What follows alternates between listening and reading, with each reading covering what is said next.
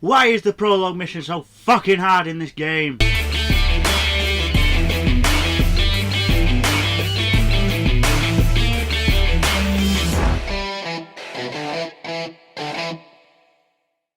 Driver! So Driver was released in 1999 for the PlayStation 1 and was developed by Reflections Interactive and produced by GT Interactive. Driver was a commercial hit, selling over 1 million copies worldwide and with many critics rating it an 8 out of 10 to a dizzying 97% from IGN. Sadly, the series would never hit scores this high again across the board, with its closest being Driver San Francisco getting an 8.2 out of 10 as its highest score. Driver would later be released on Windows, Mac, Game Boy Color and iOS over the later years, but the PlayStation 1 version was always rated the best. Driver was inspired by movie car chases, and you could film your own car chase scene using the film director mode.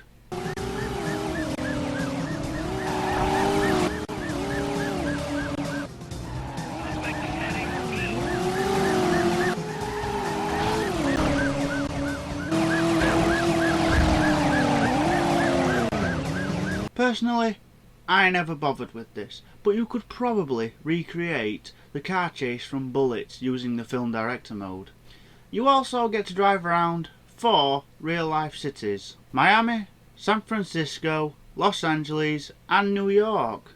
And you'll be driving around in all sorts of cars, from muscle cars to pickup trucks to even a sports car. So, what's the story in Driver? Well, you play as undercover cop John Tanner, who infiltrates a criminal outfit to uncover their operations, only to discover that they plan to assassinate the President of the USA, and it's down to you and your driving skills to stop them. That's if you can get past the fucking prologue! I'm calm. That rant will come later, trust me. So, let's talk about the graphics. Obviously, they look shit by today's standards, but for a game released in 1999, it must have looked amazing for people seeing it for the first time. And being able to drive anywhere around 4 partially faithful cities must have been a big selling point for Driver. And the car models do look somewhat decent for today. I mean, you're not going to be able to tell what make and model the muscle car is, but for PS1 standards, it still looks good.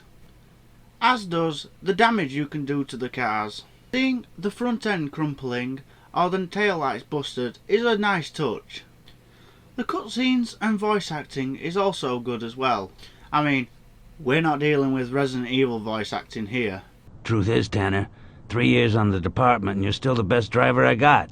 Also, the roar of the engine and the tyres squealing still to this day does get me pumped for a high-speed car chase. Now, the controls on Driver do feel a bit clunky and are a bit hard to go back to.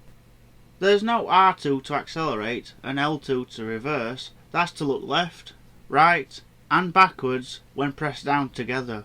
It's X to accelerate, square to brake, which I don't mind, to be honest. Triangle does the handbrake and circle will do a burnout when you are stood still. But at least you have analog steering if you choose to use it.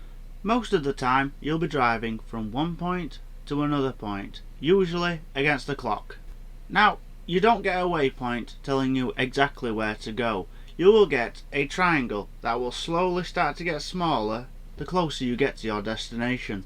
But it won't tell you if you're going the wrong way, so you'll constantly have to keep on opening up that map and make mental notes on where to turn. And in the later cities this can get very tricky, especially against that clock. You want me to talk about it? Fine, I will finally talk about the prologue mission. Why the fuck did they make this so hard? It's the opening mission, and yes, I know it gets you used to the controls, but why put me against the clock and why give me a 3-hit limit? Every single time I play this game, I always get stuck here because something doesn't register. I am 26, I have played this game for the better part of 15 years and I still have to look on YouTube how to do this fucking mission. I'm not surprised people sold this game because they couldn't do this mission. It's stupid and you had no YouTube back in 1999, so you best fucking hope you've got a friend who can do it for you or you're stuck. Okay, I'm calm now. Overall, Driver is a good game, but it has dated quite a bit. But there's still a little bit of enjoyment to be had in it today. It's a shame we don't really have games like this nowadays, but even if we did, would it really stack up against the likes of GTA, Just Cause, or even Watch Dogs? And unless you're into your retro games, or you played Driver when you were younger, I honestly don't see any reason to go back to this. So, I'm actually going to give Driver 2 ratings. If you're not into retro games, I would definitely say that Driver should be avoided completely. Oh, hell no! It's just a bit too clunky to go back to. But if you're into your retro games and you haven't played Driver, I would say get Driver from a bargain bin.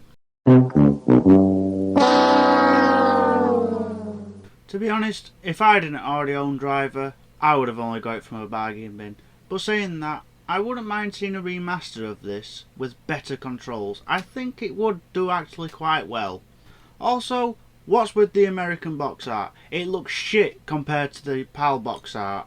You're a dark, mysterious figure who you don't know. But in the American box art, you can see his face and everything's way too crowded and it looks shit. Well, that's all we've got time for today. I hope you've enjoyed the video. If you have, please give us a like, share and subscribe. And let me know down in the comments what you thought of Driver and that fucking prologue mission. Take care of yourselves.